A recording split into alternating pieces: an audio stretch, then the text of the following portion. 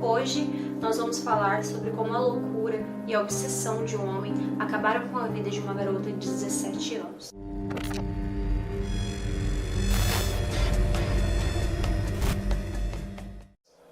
Bom, pessoal, antes de começar esse vídeo, eu tenho dois recadinhos pra você. O primeiro é que se você gosta do conteúdo de serial killer, assassino em série, se você gostaria de saber mais sobre eles, sobre o que passa na cabeça deles, sobre se eles têm sentimentos ou não, a diferença entre sociopata e psicopata, eu tenho um curso incrível para indicar para vocês. É um e-book completo com todas essas questões e muito mais. Espera acabar o vídeo e quando acabar, entra nesse link e dá uma conferida porque tá muito legal. O segundo recadinho é: antes de começar esse vídeo, já deixa muito like, já comenta aqui embaixo sugestões para os próximos vídeos, eu vou adorar ler cada comentário. Se inscreva no canal e ative o sininho da notificação para o YouTube entregar o vídeo assim que for lançado para você. Toda terça-feira tem vídeo novo, tá? Então, sem mais delongas, eu sou a Fran e seja bem-vindo ao Mentes Criminosas.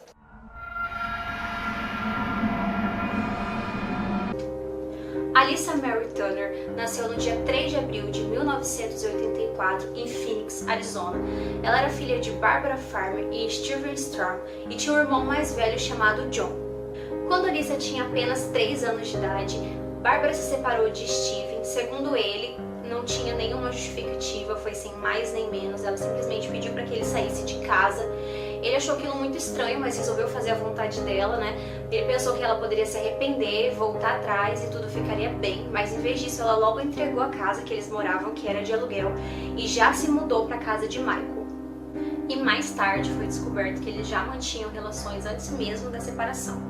Logo depois, Michael adotou Alyssa, alegando que o pai biológico não podia ser encontrado, o que obviamente era mentira, já que Steven tentou manter contato com a filha e com o filho John, mas era uma tarefa praticamente impossível, porque Barbara e Michael fizeram de tudo para afastar ele dos filhos, até chegar num ponto em que Alyssa esqueceu completamente da existência do pai.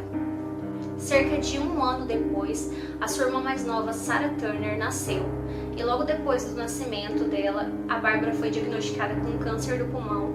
E apesar dela ter feito todo o tratamento com quimioterapia, tratamentos fortíssimos, ela não resistiu e faleceu alguns anos depois.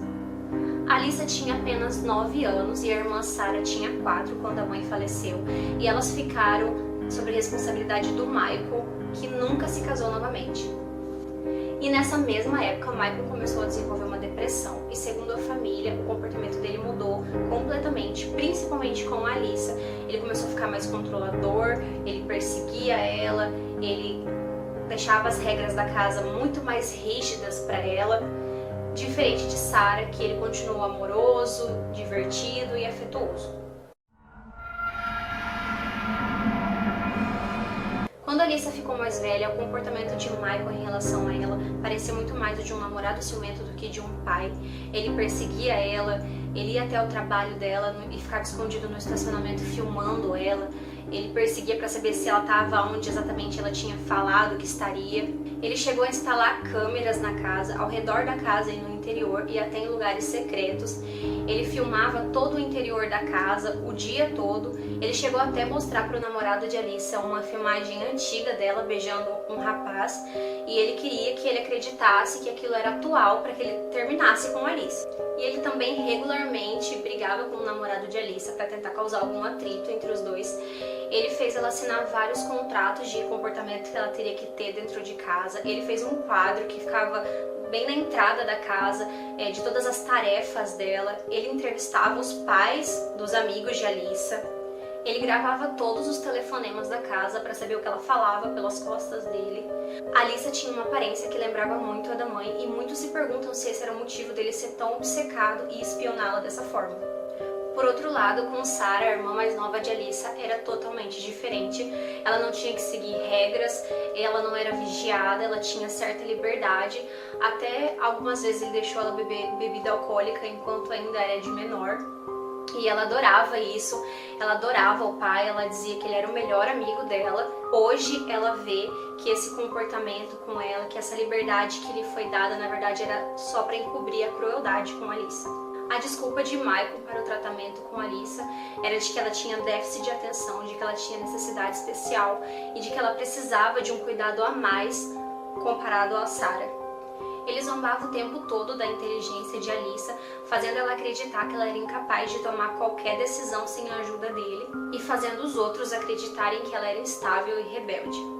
Há evidências em vídeo dele chamando ela de estúpida e idiota depois dela dizer meu pai é um pervertido com apenas 13 anos de idade. A irmã Sarah afirma que Alyssa nunca foi diagnosticada com nenhuma necessidade especial e tudo não passava de uma mentira de Michael para pintar uma imagem de garota problemática.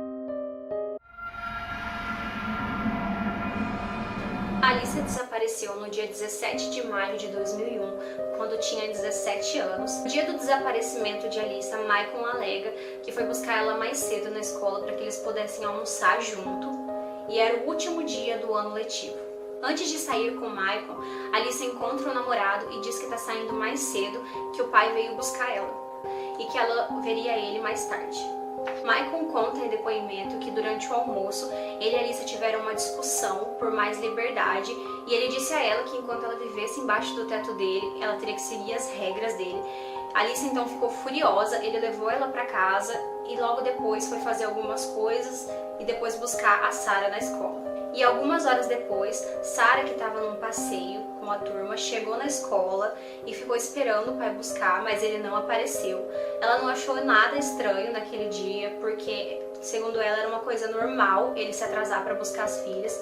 Então ela foi para casa de uma amiga, chegando lá ela mandou só uma mensagem de texto para ele dizendo onde estava. E ele chegou lá 2 horas depois para buscar ela. Quando ele chegou lá, Sarah estava fumando com a amiga dela e, segundo ela ficou morrendo de medo porque ela sabia que teria problema com ele, ela sabia que ele sentiria o cheiro na roupa dela como ele já tinha sentido outras vezes.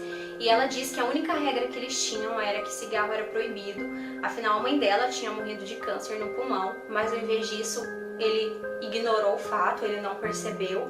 Ela achou aquilo super estranho, mas também não falou nada.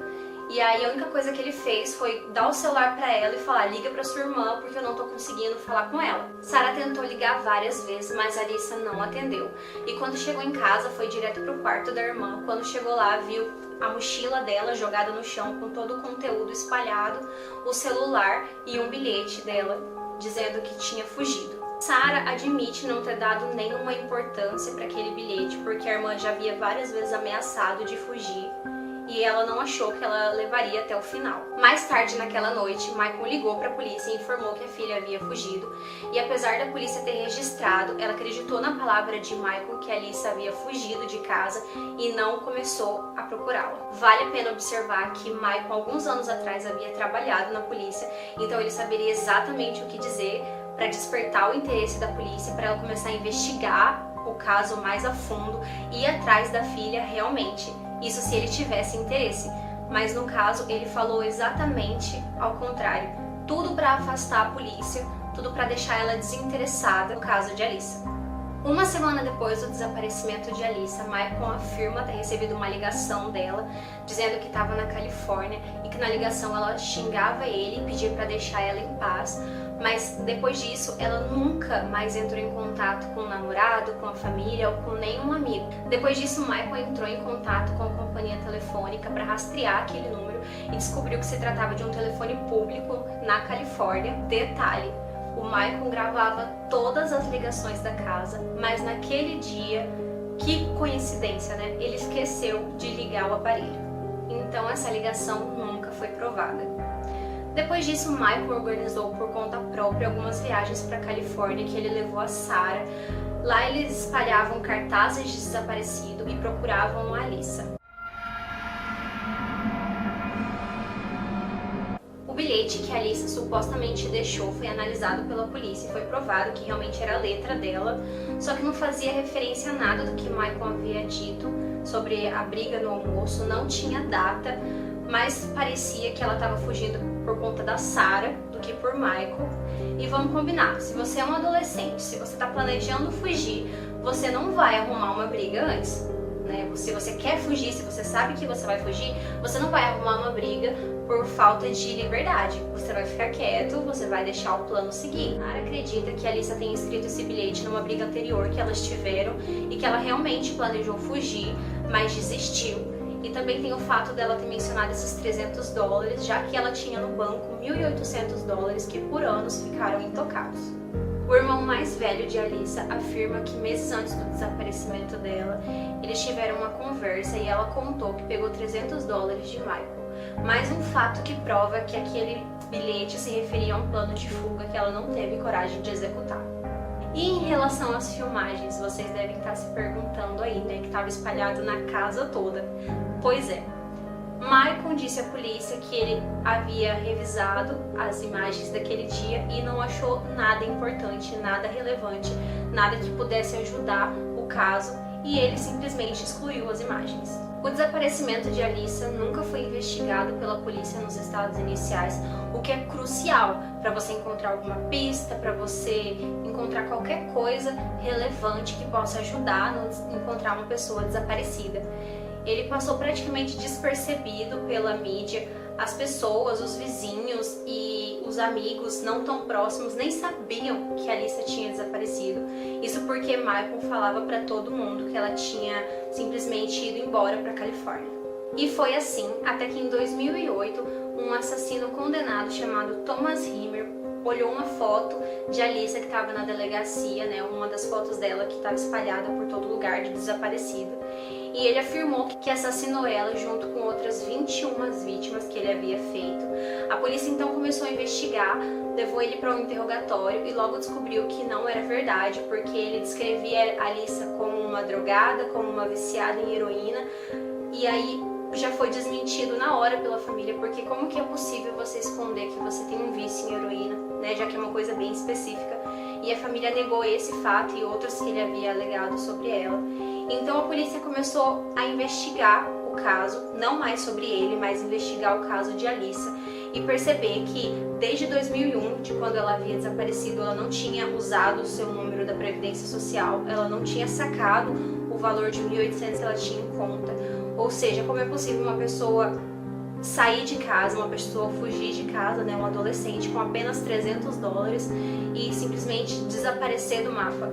E os detetives responsáveis pelo caso de Alyssa logo ficaram sabendo sobre a vigilância de Michael sobre ela, sobre todas as câmeras na casa, sobre os contratos de pai e filha que ele havia elaborado para ela, e isso foi um alerta vermelho para eles. Inconsistências na linha do tempo de Michael também foram observadas, já que ele alegou que ele foi buscar a Alyssa na escola e levar ela para almoçar mais cedo, por volta das 11 horas da manhã.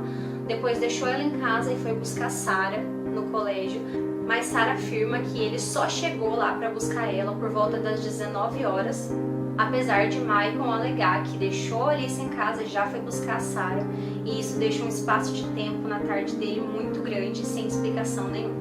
E também o fato de Michael ter ido buscar a Alyssa na escola mais cedo, sem motivo específico nenhum, e justo no último dia de aula, que logo ela entraria de férias, e os amigos da escola não saberiam imediatamente que a Alyssa não estava onde devia.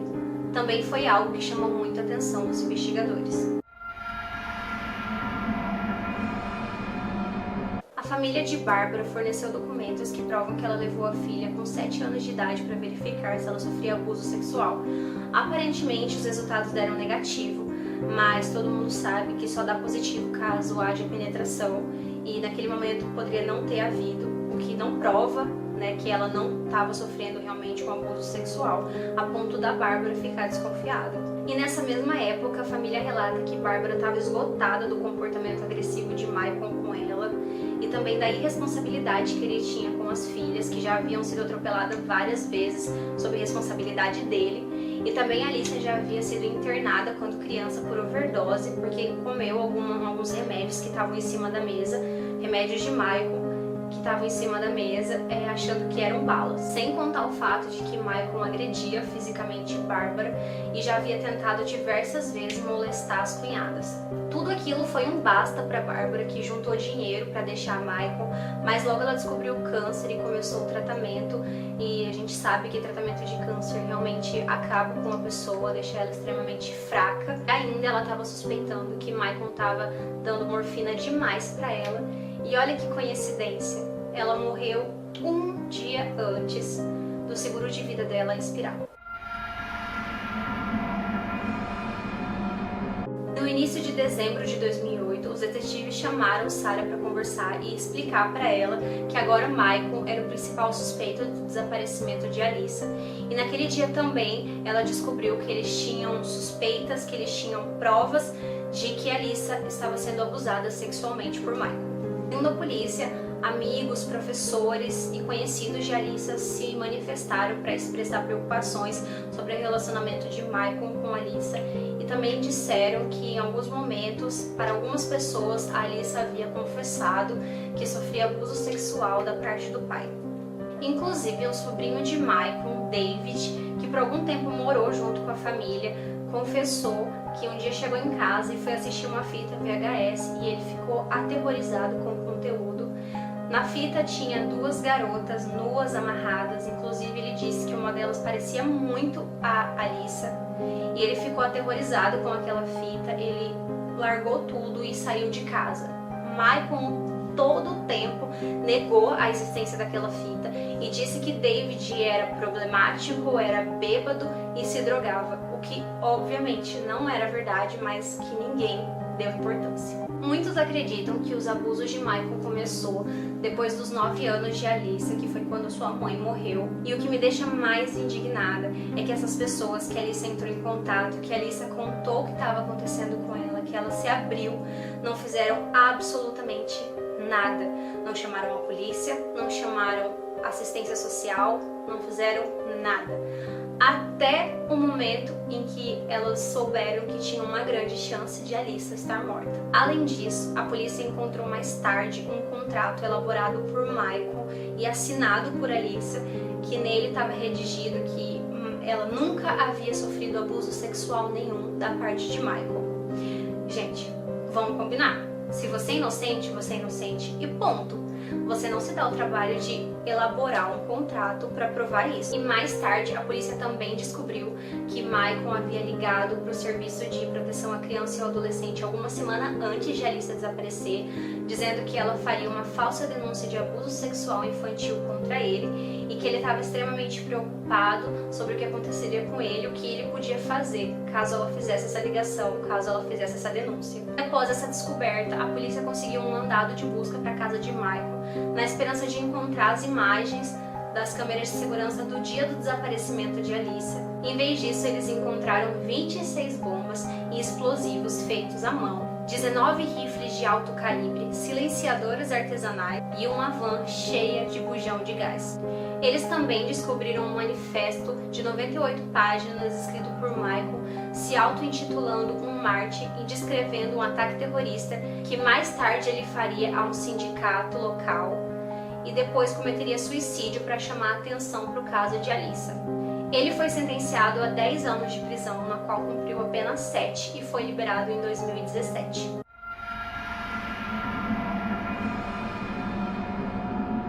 E no dia 20 de agosto de 2020, Michael Turner foi preso e acusado de assassinato da sua filha adotiva, Alyssa Turner.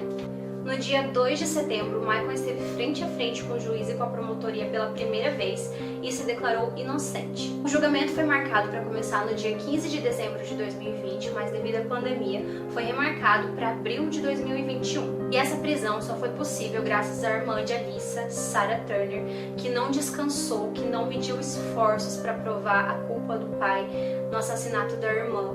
E todos os dias ela ia para suas redes sociais para divulgar detalhes novos, para descobrir pistas novas que pudessem ajudar no caso. Ela levou para a mídia e ficou muito famoso, que deu visão ao caso de Alyssa. A luz dela nunca vai se apagar, graças a todas as fotos que Sarah posta todos os dias nas redes sociais. E Sarah disse ainda que não vai descansar, que não vai parar até que o pai seja condenado. Bom, pessoal, esse foi o vídeo de hoje. Eu espero muito que vocês tenham gostado. Se gostou, deixa o like, se inscreva no canal, ative o sininho da notificação e comenta aqui embaixo, dá sugestões de próximos vídeos e até o próximo.